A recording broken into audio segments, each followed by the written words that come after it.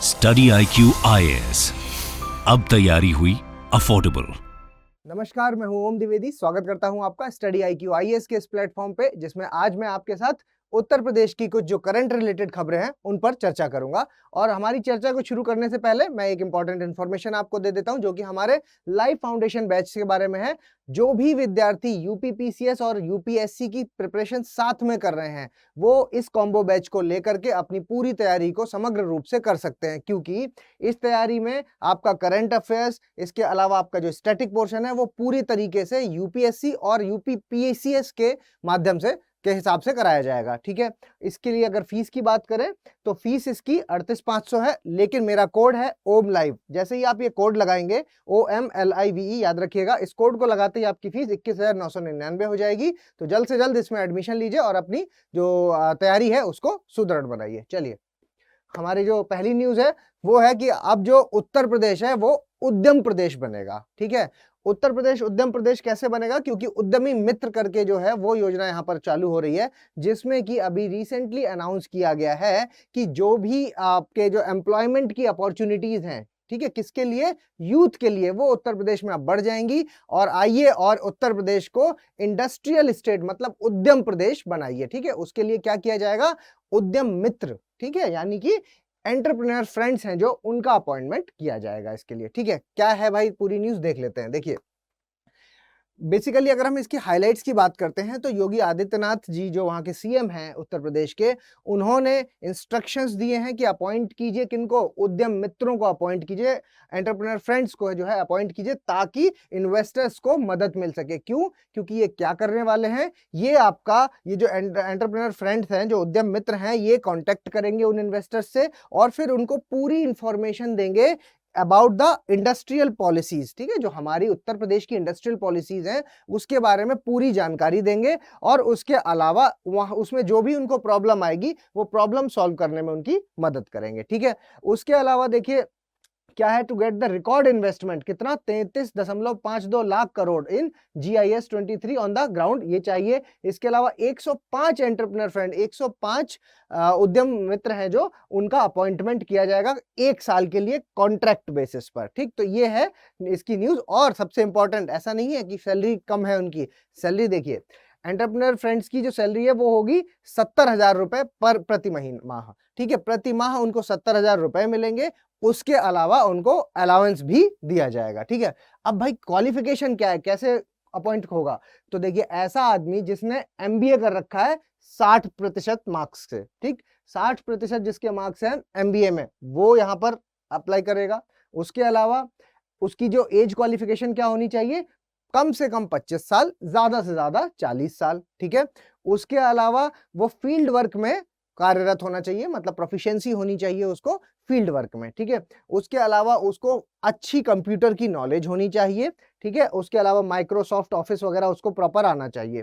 ठीक, ताकि वो प्रेजेंटेशन वगैरह देगा ना, अब इन्वेस्टर्स को बताएगा, तो कैसे बताएगा अगर MS ऑफिस वगैरह नहीं आएगा? तो ये एक कंपलसरी उसमें फीचर डाला गया है। ठीक है, क्वालिफिकेशन के अंदर। ठीक, इसके अलावा जो भी अंग्रेजी और हिंदी दोनों में बिल्कुल फर्राटेदार अंग्रेजी और फर्राटेदार हिंदी अगर बोल सकता है, वो ही यहाँ पर अपॉइंट हो सकता है।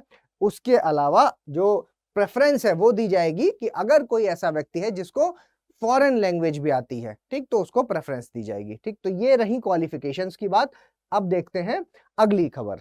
अगली खबर है हमारी जो कि थोड़ी सी दुखद है। कारण उसका कि वेस्ट बंगाल, हमारे ही देश का एक स्टेट है वेस्ट बंगाल, वो तो बहुत अच्छा परफॉर्म कर रहा है, लेकिन हमारा उत्तर प्रदेश है जो वो आखिरी में आया है। किस चीज में आखिरी में आया है?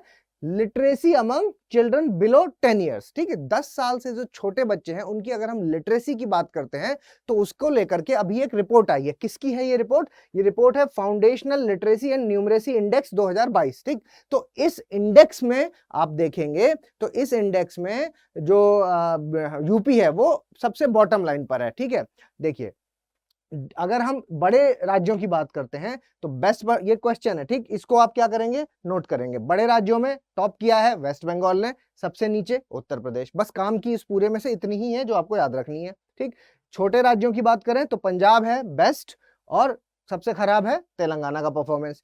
उसके अलावा अगर हम यूटी की बात करते हैं तो पुडुचेरी है आपका बेस्ट परफॉर्मेंस में, और वर्स्ट में है आपका लद्दाख। उसके बाद नॉर्थ ईस्ट स्टेट्स में सिक्किम है बेस्ट, और वर्स्ट में है मेघालय। ठीक, तो ये डेटा आपको याद रखना चाहिए भारत की परफॉर्मेंस के हिसाब से। ठीक, क्योंकि ये उत्तर प्रदेश रिलेटेड है और उत्तर प्रदेश में वर्स्ट है, तो ये क्वेश्चन पूछे जाने के काफी ज्यादा चांसेस हैं। ठीक है, अच्छा, तो ये रिपोर्ट किसकी है? ये है आपकी index on foundational literacy and numeracy. ठीक, और ये तैयार कौन करता है? इंस्टीट्यूट फॉर कॉम्पिटिटिवनेस, और ये किसका है? By economic advisory council to prime minister. ठीक, तो ये तीनों चीजें आपको याद रखनी। ये भी पूछा जा सकता है कि रिपोर्ट है जो ये किसकी है, कौन तैयार करता है। ठीक है, अच्छा, ये क्या करती है? To understand the overall state के जो फाउंडेशनल लर्निंग है, ठीक है, स्टेट की जो फाउंडेशनल लर्निंग है बच्चों के अंदर, 10 साल से छोटे बच्चों में, ठीक है, उनके बारे में ये रिपोर्ट तैयार की जाती है। ठीक है, अब इसके 5 पिलर हैं। क्यों? क्योंकि कौन कौन से वो वैल्यूज हैं जिनको लेकर के ये अपनी रिपोर्ट बनाता है।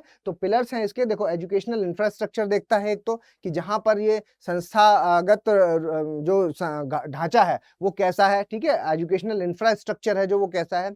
उसके बाद एक्सेस टू एजुकेशन, जो आपका शिक्षा है उसका एक्सेस है जो वो किस प्रकार का है और किस लेवल का है और कितना है। ठीक है, उसके बाद बेसिक हेल्थ, क्या उस जगह पर हेल्थ के बारे में ध्यान दिया जा रहा है। ठीक है, मतलब सैनिटेशन वगैरह प्रॉपर है, पानी का, पीने का पानी वगैरह सब प्रॉपर स्वच्छ है कि नहीं है, ये सब भी ध्यान देता है। इसके अलावा लर्निंग आउटकम्स के बारे में देखता है कि भाई जो सिखाया गया तो उसका आउटकम कुछ निकल के आया कि नहीं निकल के आया। ठीक है, तो उन चीजों पर भी ध्यान देता है। और लास्ट में सुशासन, ठीक, गवर्नेंस पर भी ये देखता है। ठीक, तो ये 5 पिलर हैं इस पर, जिस पर ये इंडेक्स बनता है। ठीक, चलिए अगली खबर की ओर चलते हैं। तो देखिए, समग्र शिक्षा, समग्र शिक्षा नाम से ही समझ में आ रहा है, समग्र यानी कि प्राइमरी लेवल भी होगा और हायर लेवल भी होगा इसमें। ठीक है, तो समग्र शिक्षा के ऊपर जो है वो 20,255 करोड़ रुपया है जो वो अभी बजट में खर्च किया गया है। ठीक, तो ये डेटा मैंने कल बताया था आपको, सारे डेटा नहीं याद रखने हैं, लेकिन कुछ डेटा जो बड़े फेमस बार बार आपके सामने आएंगे उनको याद रखना है। क्या है? 20,255 करोड़ रुपया इसको आवंटित किया गया है। ठीक है, देखिए, समग्र शिक्षा अभियान के अंदर बजट 2023-24 में 20,255 रुपया आवंटित किया गया। एक फैक्ट आपको याद रखना है। इसके अलावा जो 1,000 करोड़ किसमें दिया गया है? ऑपरेशन कायाकल्प में। ठीक, ऑपरेशन कायाकल्प क्या करेगा? ये आपका जो इंफ्रास्ट्रक्चर है प्राइमरी लेवल का और जो अपर प्राइमरी लेवल है, ठीक है, स्कूलों का, जिसमें कि बेसिक एजुकेशन के बारे में बात की जाती है, उसके बारे में चर्चा करेगा। ठीक है, उसको मतलब उसको जो है वो सुधार करेगा, जिसके लिए 1,000 करोड़ है जो वो आवंटित किया गया है। ठीक, आगे देखते हैं। 510 करोड़ दिया गया है किसको? पीएम श्री को, PM school for rising India के लिए। डिजिटल लाइब्रेरी बनाने के लिए जो है वो 300 करोड़ रुपए दिया गया है। उसके बाद फ्री यूनिफॉर्म्स हैं जो उनका भी पॉवर्टी लाइन से जो नीचे हैं बच्चे, उन पर वितरण किया जाएगा। कितना? 28 लाख। उसके अलावा फ्री स्वेटर, सॉक्स, शूज, ये स्कूल बैग्स, ये सब है जो ये 2 करोड़ रुपए है जो इसके लिए दिए जाएंगे। किसको? क्लास 1 to 8 के लिए। ठीक है, उसके अलावा 500 करोड़ दिए जाएंगे अलंकार स्कीम के लिए, और संस्कृत स्कूल्स के क्रिएशन के लिए, संस्कृत स्कूल बनाने के लिए कितना? 100 करोड़। 20 करोड़ दिया जाएगा scholarship to Sanskrit studying students को। ठीक है, जो सेकेंडरी लेवल पर, सेकेंडरी एजुकेशन में संस्कृत में शिक्षा ले रहे हैं, उनको भी आवंटित किया गया। ठीक, तो ये मतलब ओवरऑल आप ये देख रहे हैं कि काफी ज्यादा धन है जो वो शिक्षा पर किया है, तो समग्र शिक्षा अभियान के तहत। ठीक है, चलो आगे बढ़ते हैं। हमारी जो अगली न्यूज है वो ये है कि जो क्लाइमेट स्मार्ट विलेज है जो वो उत्तर प्रदेश में अब बनाए जाएंगे। ठीक है, कार्यशाला बनाई जाएगी किसकी? क्लाइमेट स्मार्ट विलेज के लिए। ठीक है, तो क्या है भाई न्यूज इसमें? देखिए, जो इसका पहला फीचर है वो है क्लाइमेट स्मार्ट विलेज। ठीक, तो क्लाइमेट स्मार्ट विलेज है जो वो एक इनिशिएटिव है किसका? Uttar Pradesh climate change authority का। ये किसके अंदर में आता है? ये department of environment, forest and climate change. ठीक, याद रखना है, यहां से क्वेश्चन बन सकता है कि किसके अंदर में आता है? Department of environment, forest and climate change के अंदर। ठीक, अब उसके अलावा दूसरा कार्बन सिक्वेस्ट्रेशन। कार्बन सिक्वेस्ट्रेशन का मतलब हुआ कि कार्बन जो भी आप वातावरण में फैला हुआ है उसको अवशोषित करना, खींचना और फिर उसको एक जगह पर जमा कर लेना। ठीक, तो उसके लिए काम कौन? कार्बन सिंक, आप मान लीजिए कार्बन सिंक की तरह। तो ये काम कौन करेगा? ये करेंगे नेचुरल प्लांट्स, जो आपके पेड़ पौधे हैं। ठीक है, तो उसके लिए भी व्यवस्था की गई है कि जो विलेज में ये फीचर है कि कार्बन सिक्वेस्ट्रेशन का फीचर, वाटर कंजर्वेशन का, मतलब पानी के संग्रहण का, संचय करने का। उसके अलावा वेदर फोरकास्ट है ना, पहले से ही वेदर को है जो फोरकास्ट कर दिया जाएगा, बता दिया जाएगा कि ग्राम पंचायत के लेवल में कि कौन सी क्रॉप वैरायटी है जो वो इन सब चीजों का ध्यान रखते हुए कि ये क्रॉप बोना चाहिए जिससे कि ज्यादा उपज होगी, ज्यादा ईल्ड होगा। ठीक है, तो ये चीज पे ध्यान देना है। इसके अलावा जो खेत के किनारे किनारे बाउंड्री होती है, ठीक है, तो जो किनारे किनारे बाउंड्री है वहां पर पेड़ लगाने के लिए प्रेरित किया जाएगा फार्मर्स को, ताकि ये जो कार्बन सिक्वेस्ट्रेशन वाली चीज है वो हो सके यहाँ पर। ठीक है, इसके अलावा जो है वो एनर्जी कंजर्वेशन। एनर्जी कंजर्वेशन का मतलब हुआ कि सोलर प्लांट, हम लोग क्या है कि सोलर एनर्जी की ओर शिफ्ट करेंगे। ठीक, तो ओवरऑल यहाँ पर सोलर पावर के बारे में बताया गया है। ठीक है, तो ये इसके 3 फीचर हो गए। उसके अलावा अगर हम सर्विसेज की बात करें कि क्या फार्मर्स को सर्विसेज दी जाएंगी, तो देखिए जो 39 सेलेक्टेड विलेज होंगे, ठीक है, उत्तर प्रदेश के, उनको क्या है कि आपका पहले से ही वेदर फोरकास्ट के बारे में बता दिया जाएगा। किसके अंदर में? Agromet advisory services. ठीक, एग्रोमेट एडवाइजरी सर्विस के अंदर में जो पहले से ही 39 हमारे सेलेक्टेड विलेजेस होंगे, सेलेक्टेड गांव होंगे, उनको वेदर फोरकास्ट के बारे में बता दिया जाएगा कि कब सूखा पड़ने वाला है, कब बारिश ज्यादा होने वाली है, कब ओले पड़ने वाले हैं, मतलब वो सारी चीजें जो कि फसलों के लिए नुकसानदायक होती हैं वो उनको पहले से ही आगाह कर दिया जाएगा। इसके अलावा farmers will also be updated about water efficient crops. उनको पहले से अपडेट किया जाएगा कि वो क्रॉप्स लगाइए जो वाटर एफिशिएंट क्रॉप्स है। ठीक है, ताकि जो पानी की जो कमी है वो ना हो सके और it does not affect the produce, ताकि किसानों को बता दिया जाएगा कि भाई कौन सी क्रॉप आपको लगानी है, ताकि वाटर स्कार्सिटी, मतलब पानी, वाटर एफिशिएंट क्रॉप्स बता दी जाएंगी कि ये वाली क्रॉप्स लगाइए ताकि पानी की कमी की वजह से कोई प्रॉब्लम ना हो उसके प्रोड्यूस में। ठीक है, जो फाइनल जो उपज निकलेगी वो पानी की कमी उस पर असर ना डाल पाए। ठीक, तो ये चीज इसका एक फीचर है। इसके अलावा देखिए, इसके अलावा the farmers will also be growing species. ठीक है, इनको क्या है कि स्पाइसेस वगैरह, मतलब मसाले वगैरह के लिए भी इनको कहा जाएगा कि इनको आपको ग्रो करना है। क्यों? क्योंकि क्लाइमेट चेंज के लिए मसालों की जो फसलें होती हैं वो थोड़ी सी लचीली होती हैं। ठीक है, वो एक्सेप्ट कर लेती हैं, क्लाइमेट चेंज से बहुत ज्यादा असर उस पर नहीं पड़ता है। ठीक है, तो उसके लिए इनको प्रेरित किया जाएगा और बताया जाएगा कि ये वाले मसाले आपको यहाँ पर लगा जा सकते हैं। ठीक है, उसके अलावा it will also help them save their crops from sudden extreme weather. ठीक, तो ये सारी चीज, अचानक से जो ओलावृष्टि हो जाती है जिसकी वजह से ना बहुत बड़ा नुकसान हो जाता है, ये सारी चीजें इस पर हेल्प करेंगी। जो बारिश की प्रॉब्लम है अचानक से हो जाती है।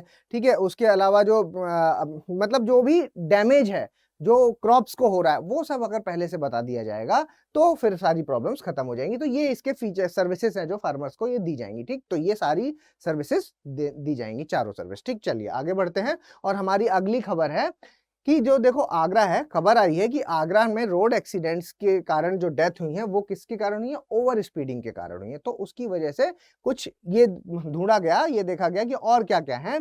तो देखिए, Kanpur heads the list of fatal road crashes. ठीक है, अब तो मोबाइल फोन पे बात करते करते जहां पे सबसे ज्यादा जो मृत्यु हुई है रोड एक्सीडेंट से वो है कानपुर। उसके अलावा प्रयागराज में ड्रंक एंड ड्राइव डेथ्स बहुत ज्यादा पाई गई हैं, मतलब कि शराब पी करके जो लोग ड्राइव कर रहे हैं और जिसकी वजह से एक्सीडेंट्स हुए और फिर मौतें हुई वो उस पर है। तो इसका पूरा अगर डेटा की बात करें तो ये रहा पूरा डेटा, जिसमें आप देख लीजिए। और ये किस में आया है? देखिए, ये बेसिकली इंटर डिपार्टमेंटल मीटिंग थी जो कि supreme court committee on road safety पर हो रही थी, जिसमें ये डेटा निकल के आया है। देखिए क्या है, डेथ के कारण ड्रंक एंड ड्राइव वाले हैं जो वो प्रयागराज है टॉप पर। उसके अलावा driving on the wrong side की अगर बात करते हैं तो कानपुर। उसके अलावा ओवर स्पीडिंग आगरा, और सेल फोन और ड्राइव करते समय सेल फोन का यूज करने पर कानपुर। ठीक है, तो जो डेथ सबसे ज्यादा हुई है इन कारणों से वो ये सिटीज हैं। तो ये पूछा जा सकता है, इसको आपको याद रखना है। ठीक है, अगर आपको ये वीडियो मेरा पसंद आया है तो प्लीज इसको लाइक, शेयर और सब्सक्राइब कीजिए। इसके अलावा अगर आप मुझे कुछ सजेशन देना चाहते हैं तो प्लीज मुझे कमेंट बॉक्स में सजेशन दीजिए। इसके अलावा मुझे आप मेल भी कर सकते हैं om.narayan@studyIQ.com पे।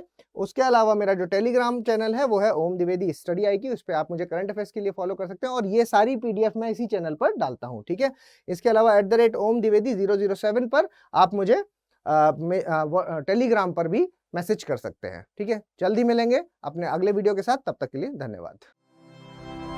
स्टडी IQ IAS, अब तैयारी हुई affordable.